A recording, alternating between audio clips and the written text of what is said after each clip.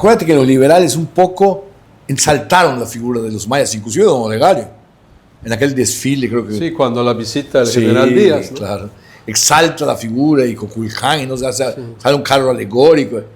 Un poco para darle en la cabeza a don Pancho, Claro. Rosado Cantón, y en ese sentido los Sierra, hijos, pues por la cosa de su papá y de su abuelo, la herencia, no podían ver a los mayas, no tenían una... Y habían secuestrado, si mal no recuerdo, a un Sierra O'Reilly, los mayas. No secuestraron. Habían matado al papá de don Justo. Ay, ¿cómo se llamaba? Elizalde, un cura Elizalde. Sí. Don Justo era hijo de un cura, ¿no? Tixcacalcupul. Sí, cómo no. Cuando se levantan, matan al papá. A ver si no estoy diciendo una barbaridad. No, sí lo matan. De que lo matan, lo matan. No sé si en el levantamiento o en otro momento. Se le atribuye la furia a don Justo contra ellos, a ese caso, y también al hecho de que su suegro, ¿no? era gobernador, era del otro. Santiago Méndez. Sí, Santiago Méndez. Y bueno, también hablando de estos clanes familiares, los Méndez de Chazarreta. ¿Son estos? Jugaron un papel históricamente muy importante, siempre intervinieron en muchos proyectos ferrocarrileros. De hecho, Santiago Méndez de Chazarreta es el que plantea el primer proyecto ferrocarrilero. ¿Es el suegro de don Justo? ¿No es el suegro de don Justo? ¿Santiago Méndez? No, ese es Méndez Ibarra, el que fue gobernador. No, entonces este fue el hijo de don Justo. Es el hijo. Es cuñado de don Justo. Exacto. Entonces estos Méndez de Chazarreta, Santiago, Pedro, Vicente, estuvieron involucrados no solo en proyectos ferrocarrileros en Yucatán, sino en todo el país. Y un hijo de Santiago, Santiago Méndez y Méndez, llegó a ser subsecretario de Comunicaciones y Transportes, era el que autorizaba todos los proyectos. ¿En la época de don Porfirio? Sí, por supuesto, cuando, hubieron varios secretarios de Comunicaciones y Obras Públicas. Por cierto, es una dependencia que se crea mucho al calor de la política pública que echó a andar Limantur para regular toda la industria ferroviaria, las tarifas, ordenar las concesiones, ¿no? Entonces estos Méndez de Chazarreta son actores que siempre los vas a ver presentes en la historia de los ferrocarriles. Hay un apellido que no aparece. En el trabajo. No aparece en el trabajo porque no aparece en la historia. En esta Barbachán. Bueno. Que era muy prominente. ¿Te refieres al gobernador Barbachán? Sí, claro, adversario histórico de Santiago Méndez, sí, claro. Santiago Méndez Ibarra. Sí, claro, por supuesto. Pero luego juntos, también. Uno fue gobernador y otro vicegobernador. Se alternaban. Ellos armaron todo el relajo. Sí. No aparecen. Ellos, como que los barbachanos no brincan a la modernidad del ferrocarril. Te voy a decir que decíamos hace un momento que tiene poderes mágicos, el ferrocarril tiene poderes mágicos, ¿no? Pero si tú vas a Europa y tú te mueves en ferrocarril por toda Europa, te das cuenta de la tristeza de que antes del Tren Maya y 2 o 3 pedazos, las líneas de ferrocarril son las de don Porfirio, man. Se construyeron cerca de 20,000 kilómetros durante los 30 años del gobierno o de la dictadura. ¿Y cuántos teníamos nosotros de Caubil? Bueno, miles, ¿no? Más que eso. Pero hay un aspecto que a mí me gusta resaltar y lo destaco mucho, sin temor a equivocarme. El mérito, nosotros llegamos a construir en Yucatán, creo que alrededor de 800 kilómetros de vías férreas de ferrocarril. Además, las de Caubil, ¿verdad? Toda esa red ferroviaria la hicimos sin capital extranjero, sin capital nacional, con nuestros propios recursos, cosa que yo le llamo la excepción, Yucatán la excepción, porque en todo el país la red ferroviaria principalmente era de capital norteamericano e inglés. Sí, exactamente.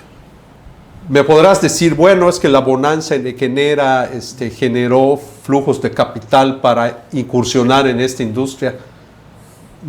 Hay un investigador, doctor en historia del CIESAS, Juárez Beltrán, que plantea como hipótesis que no necesariamente es así, que más bien, digamos, fueron de la mano. Y una prueba de que la industria ferrocarrilera de Yucatán no es consecuencia de la bonanza de Kenera es este proyecto, porque este proyecto iba dirigido a zonas empobrecidas, a zonas controladas por los mayas insurrectos, despobladas. Sus propósitos eran otros, ¿no? Obviamente la línea Mérida-Progreso, pues sí tenía ese altísimo objetivo, ¿no?, de sacar al mercado mundial la fibra. Entonces, y también este investigador plantea que la industria ferroviaria en Yucatán fue una nueva experiencia empresarial para todas estas personas que echaron a andar esto, sí, ¿no? Porque pues la única experiencia empresarial que había básicamente era la agroindustria de Kenera, ¿no? Entonces un poco por allá va el mérito de todas estas gentes que emprendieron estos proyectos, ¿no? Sí, sí, sí, sí. Sí, sí estaba medio jalado a los pelos, ¿ah? Pues, este proyecto consideraba 400 kilómetros de vías férreas. O sea, era muy ambicioso. Tremendo. Tremendamente ambicioso. Es el verdadero Tren Maya. El verdadero. ¿O el primero? El primero, es correcto. La primera concepción del Tren Maya. Eso debiste haber puesto entre paréntesis, ¿eh? El primero, o el legítimo Tren Maya. Bueno, yo menciono que hasta que se inició la construcción del Tren Maya en el estado de Quintana Roo, nunca hubo un solo kilómetro de vía férrea, excepto las vías de Cauville que echó a andar el general Bravo entre la Bahía de la Ascensión y Santa Cruz para temas de abastecimiento militar y demás, ¿no? Bueno, dime una cosa, momento. Bueno, ¿Y el de Hertz? Que salía Villa Chico para el Chicle, fue antes del Tren Maya, hombre, no, a principios de siglo. Pero de Cauville también. De Cauville. No, sí, seguro. Sí, seguro. Sí. Sí. Lo que era no estoy seguro de Cauville, pero estoy seguro de algo. Era ferrocarril de Vía Angosta, el de Hertz. Pero de Cauville, con sus pequeñas locomotoras. Que sea de Cauville, era de Vía Angosta, fuera de que Cauville es una marca francesa. Sí. No es un de 50 centímetros. Sí, ese era si no me equivoco. El de Hertz era sí, de Vía Angosta. Y básicamente transportan mercancías, productos, materias primas, ¿no? Sí, no seres humanos. Caña de azúcar. Ahí fue el Chicle. El Chicle. Pero a que refiero que no hubo un proyecto, digamos, ferrocarrilero en forma, ¿no?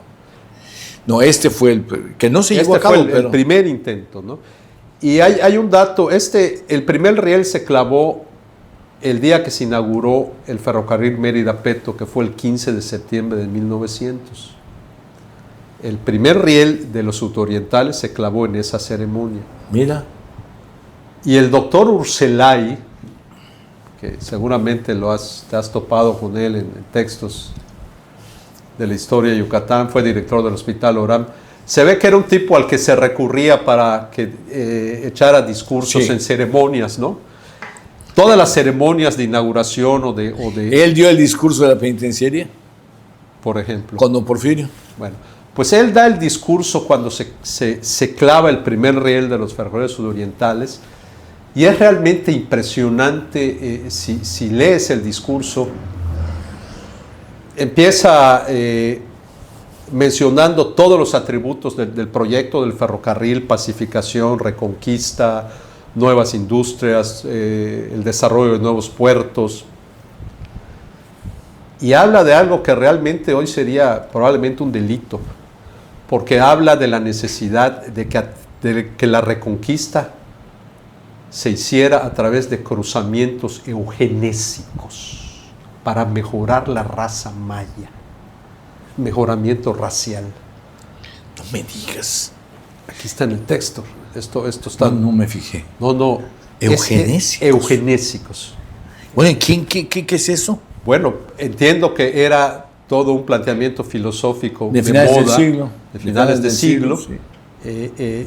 Pero planteamiento filosófico y no sé si se llevaron a la práctica estos cruzamientos. O sea, para mejorar la raza maya. Imagínate que digo, y estamos hablando de 1900, hace... Pero vamos a ver, que los blancos se casen con los mayas.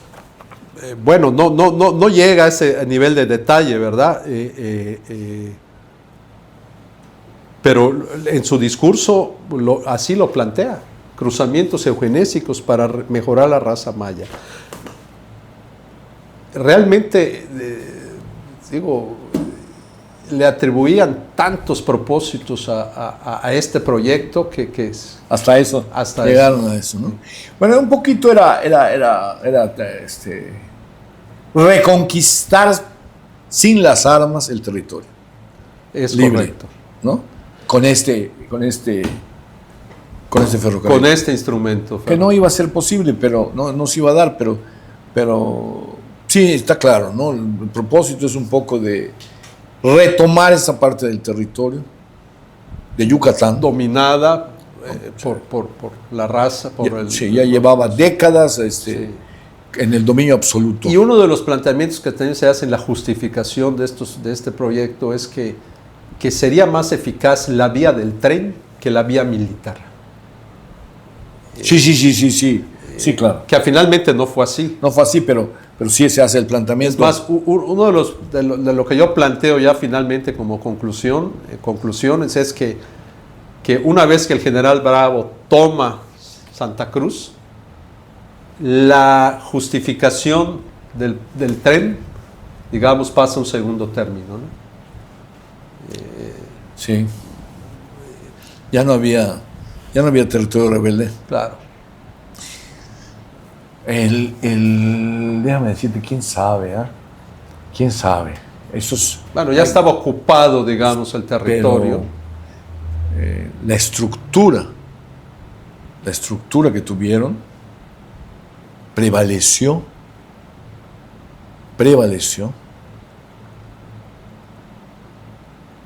hasta, te estoy hablando del Ratapolín, del otro, el que hablaba con la cruz parlante, el templo, los que iban al templo a hacer guardias y etcétera, hasta el advenimiento de Cancún en los 70s. Ah, mira. Sí, cómo no, yo estuve, yo lo vi, no, en los 70, o sea, lo vi cuando yo estuve allá, 20 años después, en 1990, me di cuenta que lo que desbarató todo ese rollo, me lo dijeron, es que los muchachos ya se iban a Quintana Roo, y cuando venían, ya venían occidentalizados. Sí, totalmente alejados de todo de esas tradiciones. De esas tradiciones terribles que duraron. ¿Y qué iban a hacer? Los dejaron, hagan lo que quieran. Tiene una justificación histórica muy importante. No hubo sincretismo con la religión católica en Yucatán, salvo los 3 reyes magos de esa. No hubo. Consecuencia, ellos crearon su sincretismo con la cruz parlante. Y segundo, les daba coherencia. Sin embargo, no fueron a ningún lado. O sea, tuvieron todo el poder para desarrollarse y fueron una sociedad teocrática. Con todo el problema contra el desarrollo que tenían. Ahora bien, nos quitaron. Sin embargo, te cuento, documentado, cuando el presidente Echeverría quiso hacer un desarrollo turístico, el fideicomiso del Banco de México, que luego fue Fonatur, le presenta 7 proyectos. 7 proyectos. Y este de Cancún, de Quintana Roo, ¿cómo viene? Sí, mire, daría trabajo. Daría trabajo a los mayas de Yucatán y ¿no? Ese se hace. Entonces, Cancún se crea para devolverle a Yucatán lo que le quitaron, entre comillas, ¿no? Eso simbólicamente. Sí, y así fue. Ha sido una válvula de escape tremenda para la economía de Yucatán. Magnífico libro, no es muy grande, lo puede usted leer. ¿Dónde se vende? En la Amazon. librería Cocay, ¿Cocay? Ediciones Cocay, que está a espaldas de la plaza, ¿De quién es Cocay? es de una editora que se llama Gaby Gorostieta. ¿Es la Argentina o no? No, es mexicana, trabajó muchos años en Dante y fundó una editorial local muy exitosa. Ahí se puede conseguir o a través del autor. A través del autor. Está muy interesante. Es una cosa, es una danza de los nombres clásicos de finales del 19. Algunos fueron enfrentados, se enfrentaron. Hace muchísimo tiempo, don Mario Menéndez Romero me dijo, finales de los 80s, que las relaciones de los yucatecos no las entendía muchas veces la gente, porque como los cenotes por abajo se conectan. Vasos comunicantes. Sí, señor. ¿Aquí lo ves? Sí. Estos que parecen enemigos, o eran enemigos en algún momento, resulta que aquí hicieron negocios. Pero lo ves, ves los nombres, es muy interesante ese juego de alguien debería hacer un día de estos, cuando yo tenga tiempo, estoy ocupado ahorita en otro proyecto, estos nombres de finales del 19, no más los del 19, principios del 20, todos estos nombres, Eusebio Escalante Castillo, Eusebio Escalante Bates, Olegario Molina Solís, Abelino Montes Linaje, Víctor Suárez Molina, Carlos Peón Machado, su hijo que estaba medio loco, Humberto. Ese sí está, sí, bueno, por sus porquerías perdieron Temozón. Dijo que iba a armar, Alvarado iba a armar a los indios, a los peones. Vino Alvarado y lo primero que hizo fue pegarle una buena zarandeada. En fin, esto es los Sierra Méndez, que no estaban aquí, viven en México. Ellos primero entiendo que se mudaron a Veracruz. ¿A Veracruz la mamá? A Veracruz, porque a raíz de la muerte de Don Justos. Sí. Y de Veracruz a Don la Justo Ciudad de México. se murió, nada más para que vean qué clase de genio era ese hombre, de 47 años. Otro detalle que no se aprecia en el héroe desconocido que está allá, porque ese ya es un hombre más grande. Y Don Justo se murió muy joven, hasta parece entonces era joven, sí, de 46, pero hizo lo que nadie, es un genio, el hijo un genio también, y tuvo un nieto, Barros Sierra, el gran rector de la UNAM, en el 68, un hombre de primera también. Emparentaron las hijas de Justo Sierra Méndez con los hijos de Casasus. Sí, cómo no, Manuel y mucho vínculo la familia. Allá. Sí. Ya te conté, quedaron fríos los Casasus. Entonces don Joaquín tuvo que irse a Nueva York, no a París, a tratar de trabajar para las compañías que invertían y para ahí se muere, de hecho, condiciones muy penosas. Pero resulta que entre las cosas, los guardaditos que tenían unas minas en Hidalgo y empiezan a producir y vuelven a ir al primer lugar y están riquísimos. Horacio, Héctor, las mujeres, doña Catalina, hija de don Manuel M. Altamirano. Se levantaron de nuevo. Si tú vieras. Después estudió Horacio leyes, se vino a México, se acabaron las minas, pero él ejerció como abogado y vivió muy feliz y muy tranquilo. Pues Joaquín de Casasus, un personaje muy vinculado a Yucatán. Aquí estudió. Es correcto. Y tuvo relación, como habíamos dicho, y apoyó. No tenía un centavo, no tenía dinero, era empleado. Bueno, sí tenía algún patrimonio, pero ni remotamente era empleado de Rendón Peniche, como dices acá. Sí. Y de repente se vuelve el dueño. Poco a poco. ¿No? Yo diría, citaría yo maestro mío cuyo nombre no les voy a decir, que diría, le estaba robando a Rendón Peniche. Empleado que se queda con el negocio roba. Punto. No me digan nada. Punto. Cuando Joaquín de Casasus se gradúa de la preparatoria en el Instituto Literario, el presidente del Consejo de Instrucción Pública, que era lo que hoy sería la SEP, ¿Sí? era Rodulfo G. Cantón. Tu antepasado. Es correcto. Y el alumno que da el discurso de clausura es Joaquín de Casasus, alumno destacado en la preparatoria. Sí. Entonces, vínculos, estamos hablando de 1875 en el gobierno de Eligio Ancona. Eligio Ancona. Sí. Oye, ¿cómo es tu pariente? ¿Qué es de tu mamá? Bisabuelo. Bisabuelo. El abuelo de tu mamá ¿quién era el notario?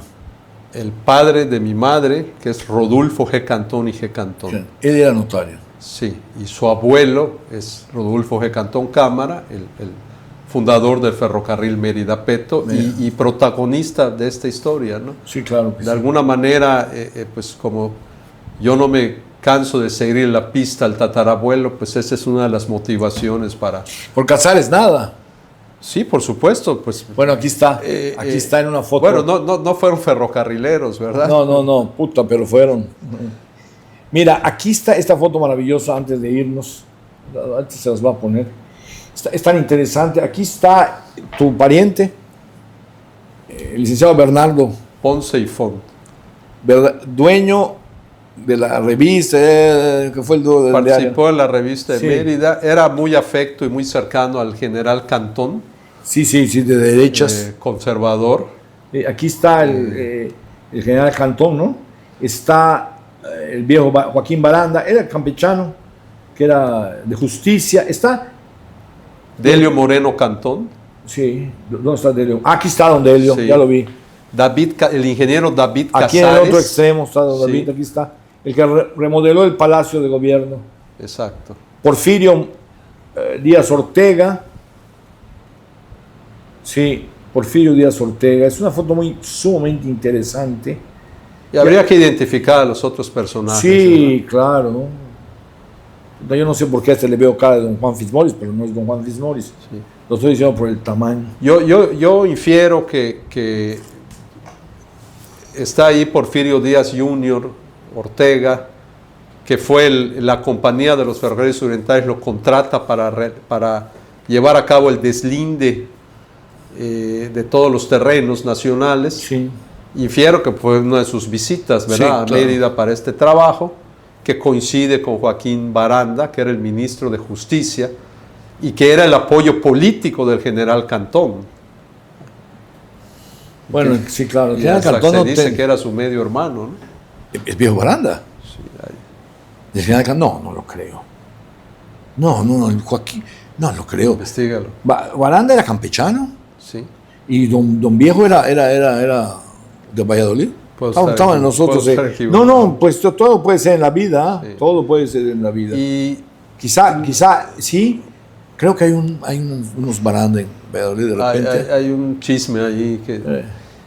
Y es difícil de identificar, pero pudiera ser en las terrazas del Palacio Cantón. Aunque no, porque todavía no estaba concluido. No, ¿verdad? Hombre, qué terrazas de pan. Ve esto. Ve estas persianas. No, hombre, sí. No. Es el Palacio de Gobierno. Sí. Esta foto es muy interesante, desde luego, de don Pancho. Don Pancho fue terrible. Hizo su palacio. ¿No? Debió haber hecho un ferrocarril, no, sí hizo el ferrocarril. Hizo un ferrocarril a Valladolid y antes de que llegara a Valladolid el tren, se vio obligado a venderlo. 5 millones de pesos. Sí, papi. A su adversario, a uno de sus adversarios políticos. No, por excelencia. A Carlos Peón Machado. No, por el que le quita la gobernatura la última vez. Sí. Por excelencia, era tremendamente su adversario, ¿no? Es lo que te digo de la danza de esos nombres increíbles que aparecen aquí. Pues son los constructores del Yucatán. Correcto. Que tienen que aparecer. Así es. Están en todos lados. ¿Alguna otra cosa que quieras añadir? Pues, Raúl. Básicamente que, bueno, primero que estoy muy satisfecho con con la realización de este trabajo, ya porque, lo creo. repito, no solo es la historia recupero la historia de esta compañía, sino todo lo que lo envuelve, ¿verdad? Sí. El contexto político, económico de la época, Sí. cómo todos estos personajes se mueven y establecen sus vínculos con el poder central, y poderosamente la atención llama todos estos atributos que le daban al ferrocarril, muy del siglo XIX, ¿no? Claro. El rugido de la locomotora llevaría la reconquista, la modernidad, la integración del territorio. En fin, También probablemente lo que hoy puede ser el Internet o la tecnología. No. ¿No? No.